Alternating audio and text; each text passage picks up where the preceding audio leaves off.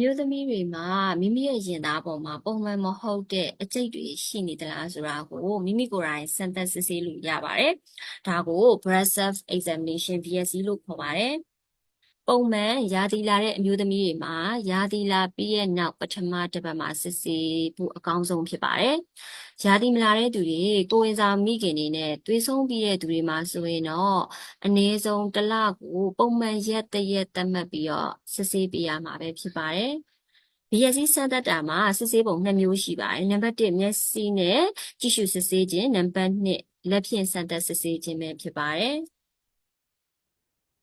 ကြည့်ရှုစစ်ဆေးခြင်းမှာဆိုရင်တော့မှန်ရှိမှာမိမိရဲ့ခန္ဓာကိုယ်အနေထား3မျိုးထားပြီးတော့စစ်ဆေးပေးရမှာပဲဖြစ်ပါတယ်။လက်နှစ်ဖက်ကိုဘေးဘက်မှာချထားတဲ့အနေထားလက်နှစ်ဖက်ကိုအပေါ်ကိုမြှောက်ပြီးခန္ဓာကိုယ်နည်းငယ်ကိုင်းညွတ်ထားတဲ့အနေထားခါထောက်ပြီးကိုင်းထားတဲ့အနေထား3မျိုးနဲ့စစ်ဆေးပေးရမှာဖြစ်ပါတယ်။ဒီလိုစစ်ဆေးရမှာမိမိရဲ့ရင်သားနှစ်ဖက်စလုံးမှာအရွယ်စားတွေတိတိတတ်တာပြောင်းလဲခြင်းရှိနေတာလား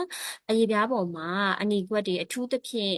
ရင်သားရဲ့အရေပြားရောင်ကလိမ္မော်ခွန်ရောင်လိုမျိုးပြောင်းလဲနေသလားရင်သားမှာရှိတဲ့သွေးကြောတွေကပုံမှန်ထက်ပိုပြီးတော့တိတိတတ်တာထင်ထင်ရှားရှားမြင်နေရတာမျိုးတွေရှိသလား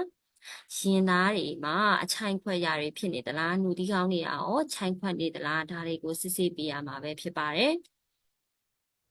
လက်ဖြင့်စံတက်စစ်ဆေးနည်းမှာတော့3မျိုးရှိပါတယ်ပထမဦးဆုံးအနေနဲ့လက်မလက်ညှိုးကိုအသုံးပြုပြီးတော့နှုတ်သီးကောင်းကိုဖြစ်ကြည့်ရခါ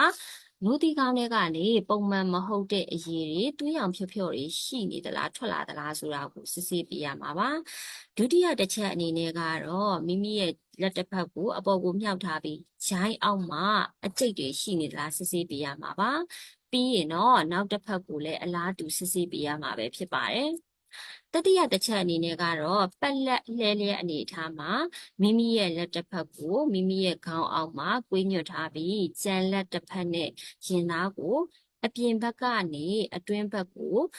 နိုင်လက်တန်လှည့်သွားတဲ့ပုံစံအတိုင်းစစ်ဆေးပေးရမှာဖြစ်ပါတယ်ဒီလိုစစ်ဆေးတဲ့အခါမှာမိရဲ့လက်ညှိုးလက်ခလင်နဲ့လက်တကြွယ်လက်သုံးချောင်းကိုအသုံးပြုပြီးတော့ဖြင်းချင်းစွာဖိနှိပ်ပြီးတော့စစ်ဆေးပေးသွားရမှာပဲဖြစ်ပါတယ်